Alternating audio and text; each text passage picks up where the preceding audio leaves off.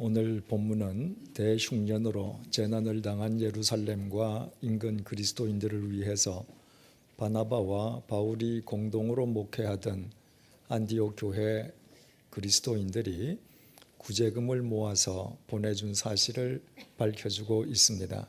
본문 27절에서 28절을 보시겠습니다. 그때에 선지자들이 예루살렘에서 안디옥에 이르니 그 중에 아가보라 하는 한 사람이 일어나 성령으로 말하되 천하에 큰 흉년이 들리라 하더니 글라우디오 때에 그렇게 되니라. 지난 시간에 말씀드렸던 것처럼 팔레스타인 지역에 대흉년이 휩쓸었던 것은 글라우디오 황제가 로마 제국을 통치하던 주후 46년에서 48년 사이의 일이었습니다. 만약 오늘 본문의 핵심이 지방의 작은 교회가 중앙 모 교회 교인들을 위해서 구제금을 보낸 사실 자체를 증언하는 것이라면 그 일이 글라우디오 황제 때에 일어났었다는 것을 전하는 것만으로도 충분합니다. 그런데 본문은 예루살렘에서 안디옥에 선지자들이 이르렀고 그 선지자들 가운데에 한 사람인 아가보가 대흉년을 예고했는데 그것이 글라우디오 황제 때에 실제로 일어났다는 식으로 대단히 장황하게 전개되고 있습니다. 그것은 핵심에서 벗어난 군더더기처럼 보여서 그 구절을 삭제해버려도 무방할 것 같습니다. 그러나 성경에 기록되어 있는 모든 구절, 모든 단어는 다 하나님 말씀이지 않습니까? 그렇다면 우리는 불필요해 보이는 그 구절 속에서도 깊은 의미를 찾게 됩니다. 오늘 본문 속에 등장한 아가보 선지자는 본문을 훌쩍 뛰어넘어 사도행전 21장에서 다시 등장하게 됩니다. 그때는 3차 선교 여행을 막 끝낼 무렵의 바울이 그 이후에 로마로 가기로 결심했을 때였습니다. 자신이 마지막 생을 던져야 할 곳이 로마임을 확신한 바울은 예루살렘에서 매듭지어야 할 일을 먼저 매듭지은 뒤에 로마로 가기 위해서 가이사랴에 도착했습니다. 마침 그곳에는 기독교 역사상 사마리아 사람들에게 최초로 복음을 전했던 빌립 집사가 정착해서 살고 있었습니다. 바울은 빌립 집사 집에 여장을 풀었는데 그때 위대한 선지자 아가보가 나타났습니다. 아가보는 바울을 보더니 예루살렘으로 올라가면 그곳에서 즉각 체포되어서 고난당하리라는 것을 성령님의 역사 속에서 예고했습니다.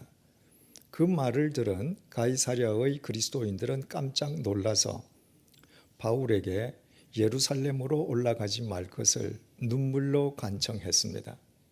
그때 바울은 자신을 사랑하기에 자신의 예루살렘 행을 눈물로 만류하는 가이사랴의 그리스도인들에게 사도행전 21장 13절을 통해서 이렇게 말했습니다.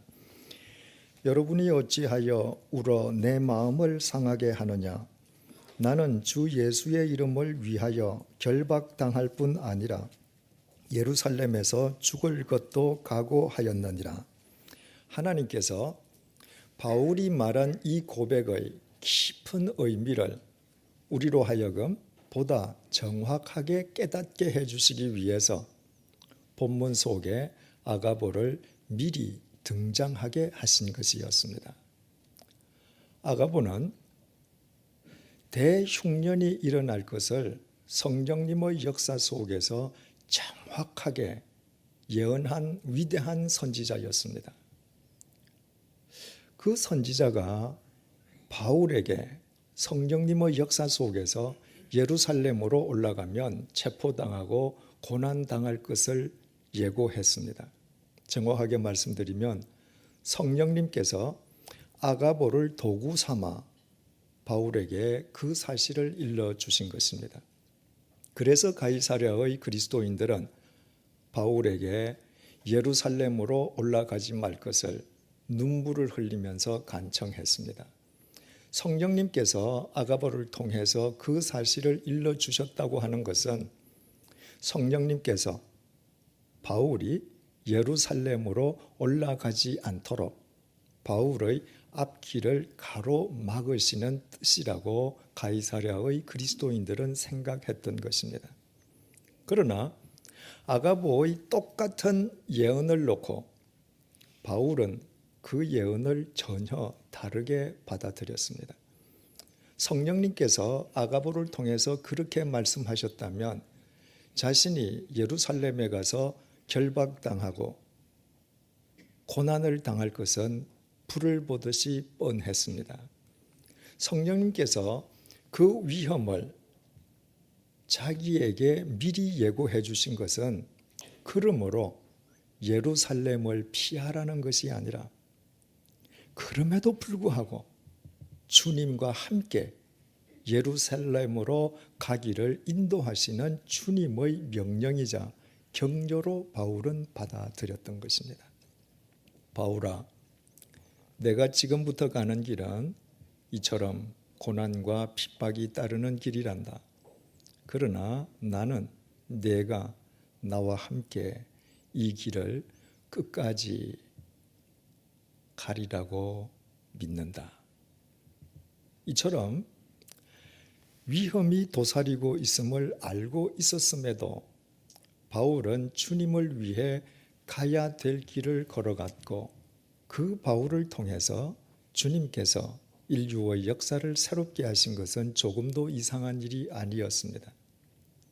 그리스도인은 주님과 함께 가야 될 길을 걸어가고 행하여야 될 것을 행하는 사람입니다.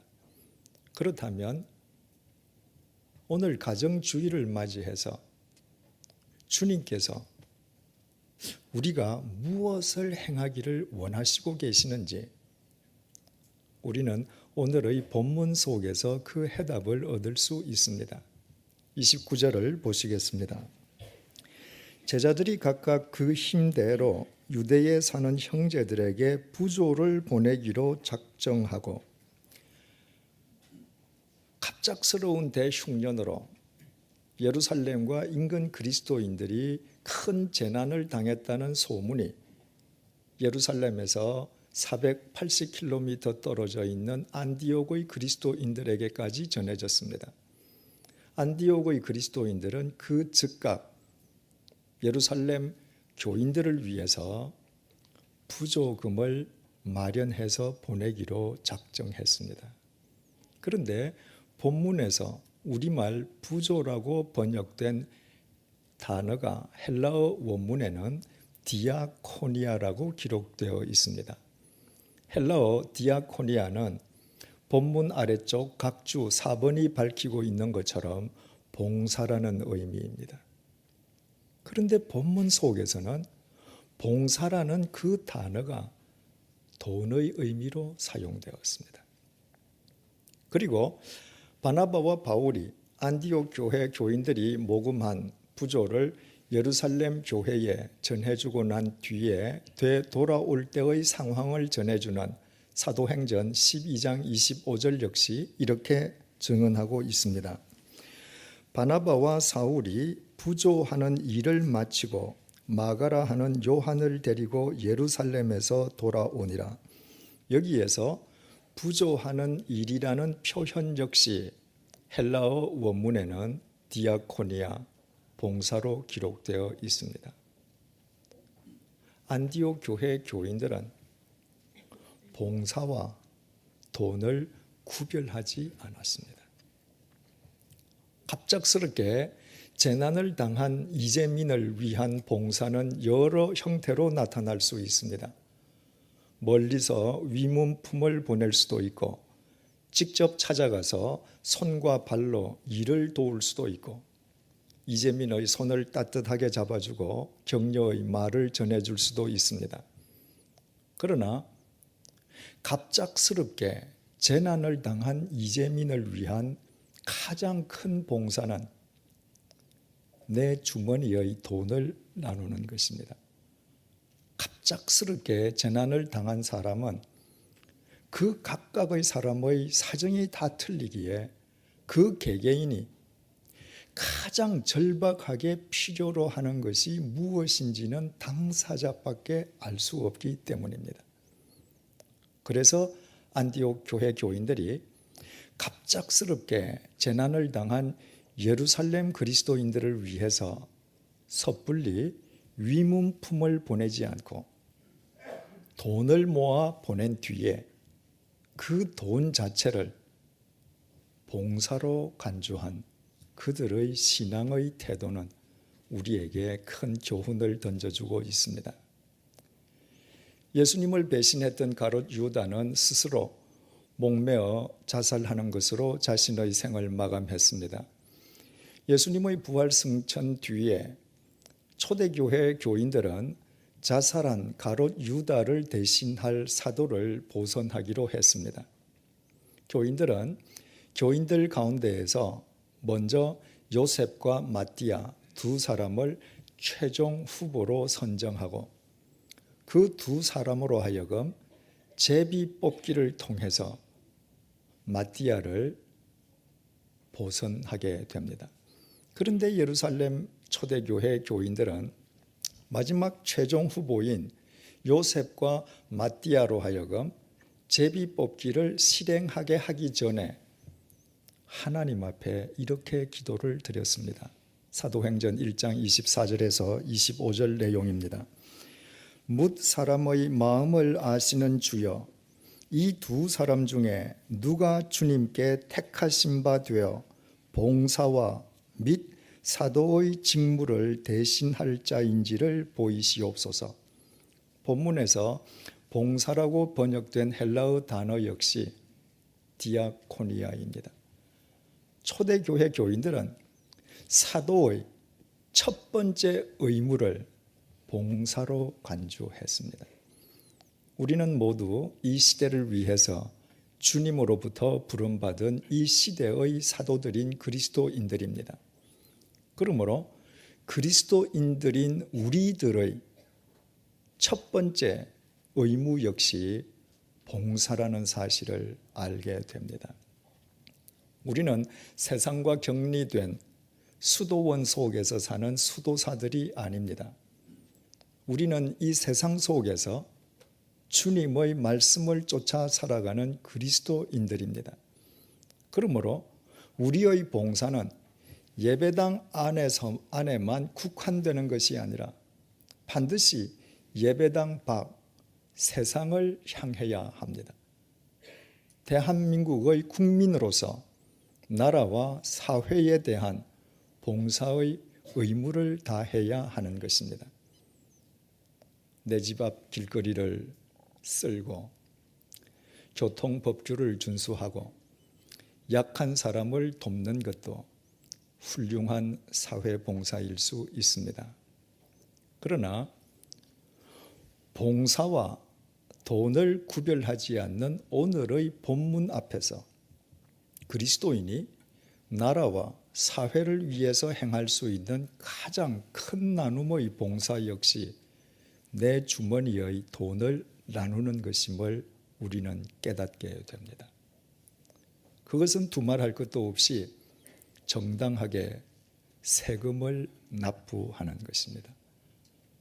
그리스도인에게 세금을 납부하는 것보다 나라와 사회를 위한 더 큰 나눔의 봉사는 없습니다. 국민이 바치는 세금으로 나라의 안보가 지켜지고 사회가 발전될 수 있고 우리가 알 수 없는 소외된 이웃에 대한 배려도 가능해집니다. 그러므로 납세의 의무를 다하는 것을 나라와 사회를 위한 가장 큰 나눔의 봉사로 실천해야 할 그리스도인에게 탈세는 있을 수 없습니다. 바리새인들이 예수님을 올무에 빠뜨리기 위해서 예수님께 가이사, 즉 로마 황제에게 세금을 바치는 것이 옳은지 질문을 던졌습니다. 당시 유대인들은 로마 제국의 치하에 있었기 때문에 유대인들 치고 정복자인 로마 제국에 세금 내는 것을 달가워하는 사람은 없었습니다. 그들은 세리들에게 뇌물을 쓰면서까지도 세금을 내지 않거나 가능한 한 적은 금액의 세금을 내려고 했고, 그런 풍조가 온 사회에 만연해 있었습니다. 만약에 예수님께서 그와 같은 사회 풍조에 동조하신다면 바리새인들로서는 예수님을 비방할 수 있는 좋은 고속거리를 얻는 셈이었습니다. 그러나 그 질문에 대한 예수님의 답변은 명쾌하고도 확고했습니다. 가이사의 것은 가이사에게, 하나님의 것은 하나님께 바치라는 말씀이었습니다. 그리스도인이 하나님께 헌금을 바친다고 해서 납세의 의무는 하지 않아도 되는 것은 결코 아닙니다. 양로원, 고아원, 선교사에게 후원금을 보낸다는 것이 탈세의 명분이 될 수도 없습니다. 그리스도인은 하나님께 바치는 헌금과는 별도로 반드시 헌법이 명시하고 있는 납세의 의무를 다해야만 합니다. 하나님께 바치는 헌금이 하나님을 위한 봉사를 다하는 것이라면 국가에 바치는 세금은 나라와 사회에 대한 그리스도인의 가장 큰 봉사를 다하는 것이기 때문입니다. 우리나라 사람들 가운데에는 세금하면 사업가나 직장인 혹은 돈이 많은 부자에게만 국한된 이야기인 것으로 생각하는 사람들이 참 많습니다. 바꾸어 말씀드리면 세금을 자신과는 무관한 것으로 여기는 사람들이 그만큼 많다는 말입니다. 그러나 너무나도 당연하게도 소득이 있는 사람은 남녀노소, 빈부, 귀천을 막론하고 반드시 법에 따른 세금을 납부해야만 합니다. 제가 3년 동안 스위스에서 살면서 그 나라 국민을 가장 부러워했던 것 중의 하나가 스위스 국민들은 누구든지 납세의 의무를 당연한 것으로 받아들이고 기꺼이 세금을 납부한다는 것입니다. 스위스에서는 길거리에서 포장마차 가게를 운영하는 사람도 세금을 납부합니다. 대학생이 방학 기간 동안에 아르바이트를 통해서 얻은 수입도 면세점을 초과하면 자발적으로 세금을 납부합니다. 심지어는 가정주부가 자기 집에서 꽃꽂이 강습이나 외국어 강습을 통해서 개인적으로 얻는 소득에 대해서도 자발적으로 세금을 납부합니다. 스위스에서는 길거리에서 포장마차 가게를 운영하기 위해서는 반드시 관계 당국의 허가를 받아야만 합니다. 그러므로 관계 당국의 감독 하에 있는 포장마차 가게 주인은 어쩔 수 없이 세금을 낸다고 생각할 수도 있습니다. 그러나 대학생이 아르바이트를 통해서 얻는 수입, 가정주부가 집에서 개인적인 일을 통해서 얻는 수입은 세금 추적이 불가능하므로 세금을 내지 않는다 한들 누구도 알 수 없고 누구도 욕할 수 없습니다. 그럼에도 불구하고 그분들은 철저하게 자기 소득에 대해서 자발적으로 세금을 납부합니다. 스위스가 16세기에 종교 개혁이 만개했던 나라로서 그 나라의 국기 자체가 십자가임을 감안한다면 그 나라 백성들이 세금 납부를 나라와 사회를 위한 가장 큰 나눔의 봉사로 삶을 통해 실천하는 것은 오히려 당연한 일이라 할 수 있겠습니다.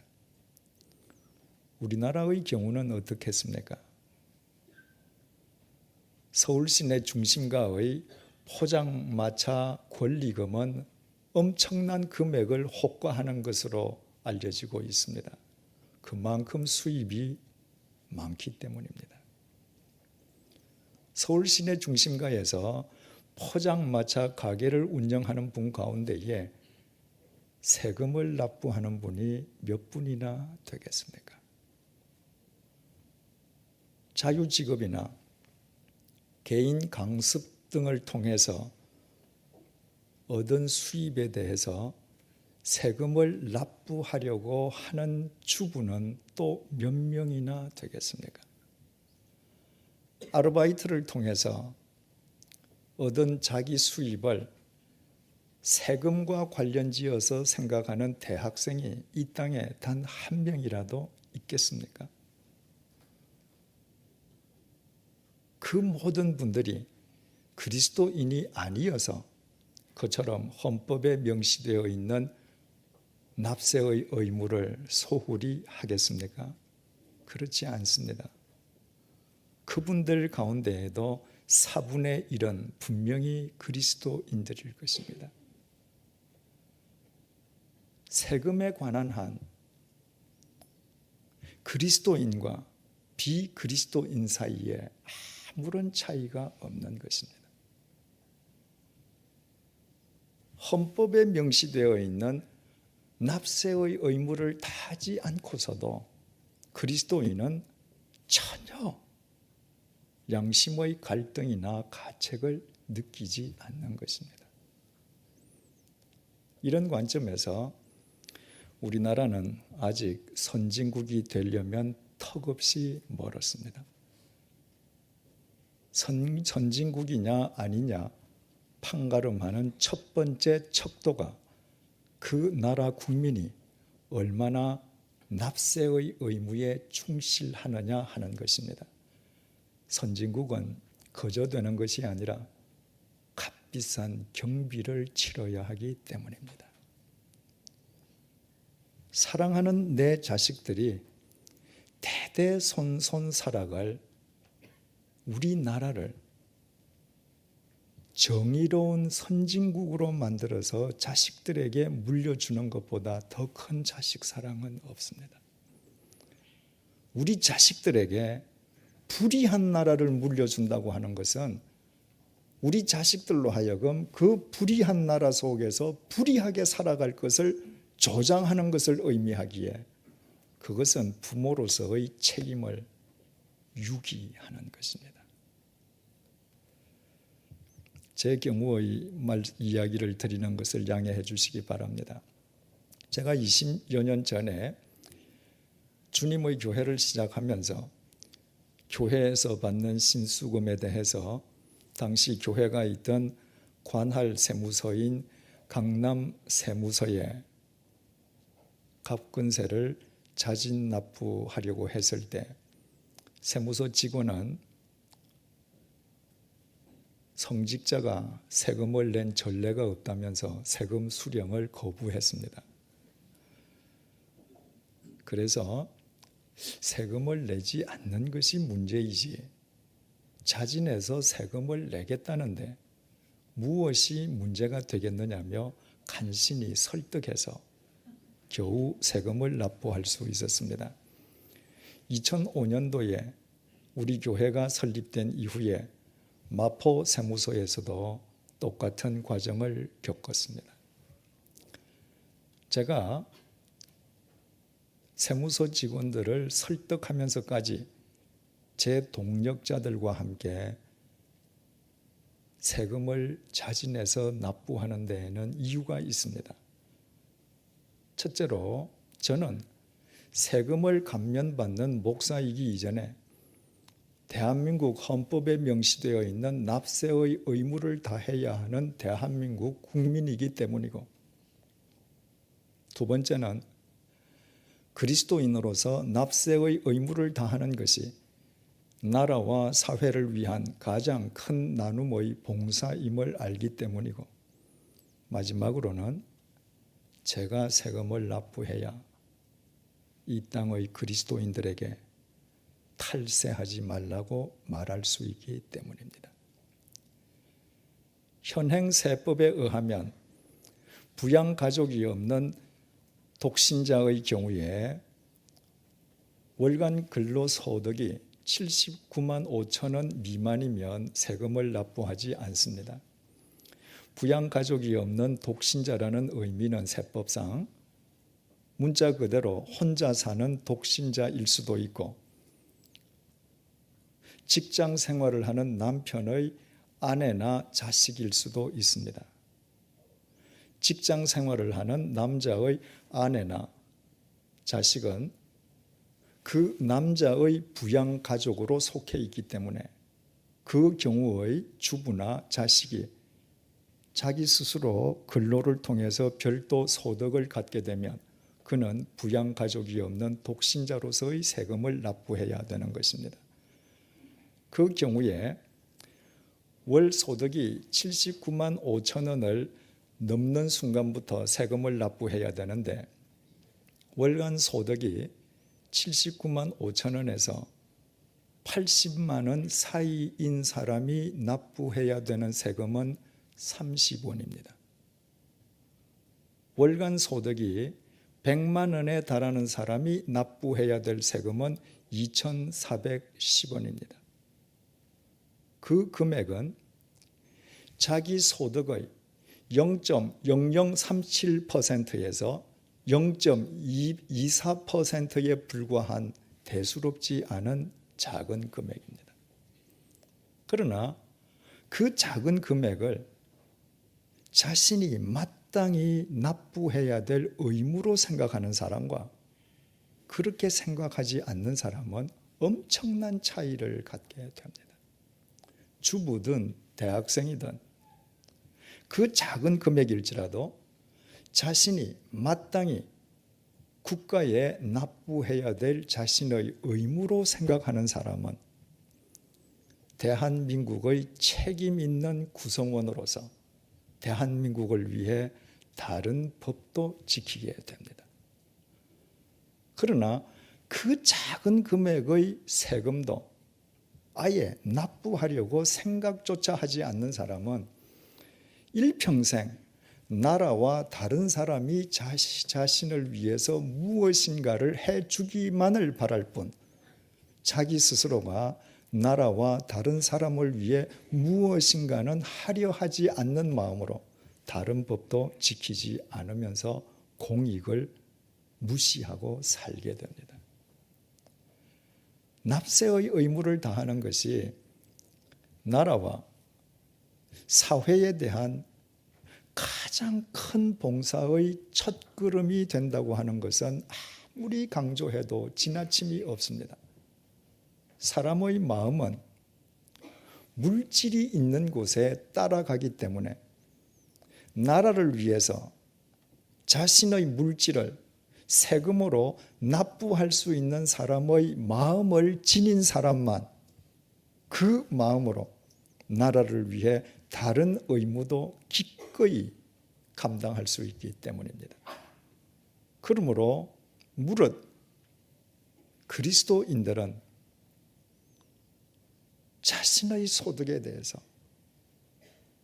법에 따라 정직한 세금을 납부해야 하고, 크리스천 세무 공무원들은 어떤 경우에도 세금을 자기 개인의 치부를 위한 수단으로 삼아서는 안 될 것입니다. 이 땅의 그리스도인들이 그렇게 살아갈 때 바로 그리스도인인 우리를 통해서 이 나라는 맑고 투명하고 정의로운 선진국으로 일구어져 가게 될 것입니다. 오늘은 가정주일입니다. 해마다 가정주일이 되면 부모 공경, 자식 사랑, 형제 우애가 강조됩니다. 그러나 그런 것은 세상 사람들도 똑같이 강조하는 가치가 아닙니까? 만약 주님을 믿는 우리의 가정마저도 그런 것만을 절대적인 가치로 삼는다면 주님을 믿는다는 우리 가정 역시도 우리 식구, 내 가족만을 생각하는 이기적인 집단으로 전락하지 않겠습니까? 우리의 가정마저 그렇게 되어서야 이기적인 가정만 모여있는 이 나라의 미래가 지금보다 날이 갈수록 훨씬 더 암울해질 것은 의심할 여지도 없습니다.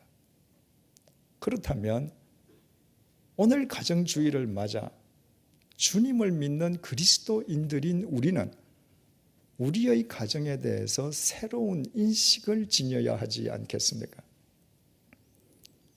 하나님께서는 태초에 나라를 만들지 않으셨습니다. 태초에 사회를 만드시지도 않았습니다. 하나님께서는 태초에 가정을 만드셨습니다. 가정이 사회와 국가의 출발점이기 때문입니다. 가정이 모여서 사회를 이루고 국가가 됩니다. 그러므로 건강한 나라는 그 나라를 이루고 있는 가정들이 건강한 나라요. 병든 나라는 그 나라를 구성하는 가정들이 병든 나라입니다. 정의로운 나라는 그 나라를 이루고 있는 가정들이 정의의 시발점이 되는 나라요. 불의한 나라는 그 나라를 구성하고 있는 가정들이 불의와 친숙한 나라입니다. 그렇다면 오늘 가정주의를 맞이해서 그리스도인인 우리가 우리의 가정을 어떻게 세우고 지켜야 할 것인지 이제 그 해답을 얻을 수 있습니다. 스위스의 대학생들과 주부들이 아르바이트를 통해서 혹은 집에서 개인 활동을 통해서 얻은 소득에 대해서까지 자진해서 철저하게 세금을 납부하는 것은 그들이 어릴 때부터 그런 가정에서 그렇게 보고 자랐기 때문입니다. 스위스 국민들이 전 세계에서 가장 법을 철저하게 지키고 공익을 최우선시하고 온 스위스의 산하를 자신들의 생명처럼 소중하게 가꾸는 것은 어릴 때부터 그런 가정에서 그렇게 보고 자랐기 때문입니다. 오늘날 대부분의 우리나라 국민들이 세금에 대한 의식이 희박하고 공익을 마구 짓밟는 것은 어릴 때부터 그런 가정에서 그렇게 보고 배웠기 때문입니다. 사랑하는 교우 여러분, 더 이상 이렇게 살 수는 없지 않겠습니까? 우리 모두 가정주의를 맞이해서 우리의 가정이 참된 신앙의 출발점이 되게 하십시다. 우리의 가정에서부터 돈을 치부의 대상이 아니라 봉사의 수단으로 활용하는 삶을 사십시다. 납세의 의무를 다하는 것을 나라와 사회를 위한 가장 큰 봉사임이 우리의 가정에서부터 일상사가 되게 하므로 우리의 가정이 법과 공익을 존중하는 정의의 산실이 되게 하십시다. 그때 하나님께서는 우리의 가정을 통해 이 나라를 정의로운 나라로 반드시 일구어 주실 것입니다. 하나님께서 오늘날 우리를 대한민국 속에서 그리스도인으로 살게 하시는 이유가 바로 거기에 있기 때문입니다. 기도하시겠습니다. 주님, 우리 모두 우리 자식들만의 부모가 아니라 이 민족의 아버지와 이 민족의 어머니가 되게 해 주십시오. 우리의 아들, 딸들이 우리만의 자식이 아니라 이 민족의 아들, 딸들이 되게 해 주십시오. 주님을 믿는 우리 모두 위험이 도사리고 있음을 알면서도 주님을 위해 예루살렘으로 향했던 바울처럼 어떤 상황 속에서도 그리스도인으로서 걸어야 할 길을 흔들림 없이 걸어가게 해 주십시오. 안디옥 교회 교인들처럼 돈을 치부의 대상이 아니라 봉사의 수단으로 삼게 해 주십시오. 가이사의 것은 가이사에게, 하나님의 것은 하나님께 바치라는 주님의 명령에 따라 정당하게 세금을 납부하는 것이 이 나라와 사회를 위한 가장 큰 봉사임을 잊지 말게 도와주십시오. 우리의 물질이 있는 곳에 우리의 마음이 있는 법이기에 우리가 먼저 납세의 의무를 이행함으로써 대한민국 국민으로서 행하여야 할 다른 의무도 기꺼이 다하게 해 주십시오. 그리하여 우리의 가정이 참된 신앙의 출발점이 되게 하시고 나라 사랑과 정의의 산실이 되게 해 주십시오. 그와 같은 우리의 가정을 통하여 우리의 조국인 대한민국이 날로 새로워지게 도와주십시오. 우리의 자식들에게 그들이 대대로 살아갈 우리의 조국을 정의로운 나라로 만들어주는 것보다 더 큰 자식 사랑이 없음을 매일 우리의 삶으로 실천하게 해 주십시오. 예수님의 이름으로 기도드립니다. 아멘.